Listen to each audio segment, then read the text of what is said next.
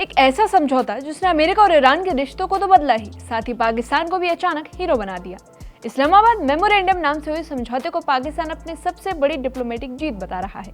लेकिन सवाल यह है कि क्या ये समझौता पश्चिम एशिया में स्थायी शांति ला पाएगा या फिर कांग्रेस नेता जयराम रमेश के शक को सही साबित कर देगा और मेमोरेंडम ऑफ अंडरस्टैंडिंग नहीं बल्कि मेमोरेंडम ऑफ मिसअंडरस्टैंडिंग बन जाएगा।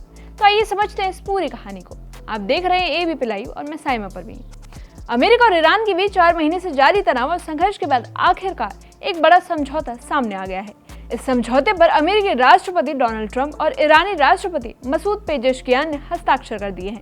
लेकिन इस पूरी कहानी का सबसे दिलचस्प किरदार बनकर उभरा है पाकिस्तान, क्योंकि इस समझौते की मध्यस्थता पाकिस्तान ने की और दस्तावेज को इस्लामाबाद मेमोरेंडम नाम दे दिया गया। अब सवाल यह है कि पाकिस्तान इस समझौते को इतनी बड़ी उपलब्धि क्यों मान रहा है। दरअसल लंबे समय से फाइनेंशियल क्राइसिस, पॉलिटिकल इंस्टेबिलिटी और सुरक्षा चुनौतियों से जूझ रहा पाकिस्तान अंतर्राष्ट्रीय मंच पर अपने आप को अहम साबित करने का मौका तलाश रहा था। अमेरिका और ईरान जैसे कट्टर विरोधी देशों को बातचीत के मेज तक लाकर पाकिस्तान ये संदेश देना चाहता था कि वो सिर्फ दक्षिण एशिया का ही नहीं बल्कि पश्चिम एशिया की राजनीति में भी अहम किरदार निभाने वाला बड़ा खिलाड़ी है। जहां एक तरफ पाकिस्तान इस डील के गुणगान कर रहा था, तो वहीं दूसरी तरफ भारत में समझौते को लेकर राजनीतिक बहस शुरू हो गई।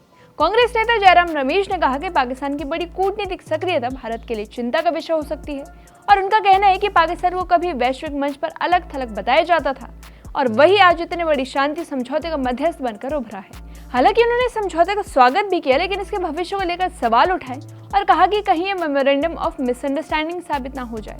अब कांग्रेस नेता जयराम रमेश यही नहीं रुके। उन्होंने कहा कि अगर ये समझौता पूरी तरह लागू होता है तो ये बड़ी अचीवमेंट होगी, लेकिन अगर ये फेल हो गई तो अगले 60 दिन बेहद अहम होने वाले हैं।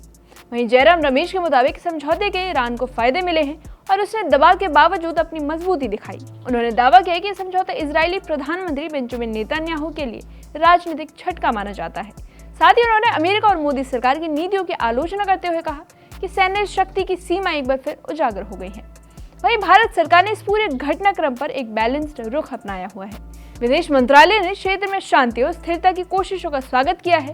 वहीं पीएम नरेंद्र मोदी ने भी उम्मीद जताई है कि समझौता क्षेत्र में तनाव कम करने और व्यापारिक गतिविधियों को बढ़ावा देने में मदद करेगा। अब खास बात यह है कि भारत ने पाकिस्तान की मध्यस्थता पर सीधे तरह से कोई टिप्पणी नहीं की है। हालांकि इस समझौते को लेकर आशंकाएं अभी खत्म नहीं हुई। माना जा रहा है कि अमेरिका और ईरान के बीच अविश्वास की खाई बहुत गहरी है और अतीत में भी कई बार बातचीत अंतिम चरण तक पहुंचकर टूट चुकी है। इसके अलावा इसराइल की सुरक्षा चिंताएं, क्षेत्रीय शक्ति संतुलन और पश्चिम एशिया की जटिल राजनीति भविष्य में कई मुश्किलें पैदा कर सकती है। तो कुल मिलाकर इस्लामाबाद मेमोरेंडम ने एक साथ कई कहानियां शुरू कर दी हैं। एक तरफ अमेरिका और ईरान के बीच दुश्मनी कम करने की कोशिश है, तो वहीं दूसरी तरफ पाकिस्तान इसे अपनी सबसे बड़ी कूटनीतिक जीत के तौर पर पेश कर रहा है। भारत सतर्क निगाहों से पूरे घटनाक्रम को देख रहा है, जबकि दुनिया ये जानना चाहती है कि क्या ये समझौता वाकई इतिहास बदल देगा। फिलहाल जवाब अगले 60 दिनों में छिपा हुआ है।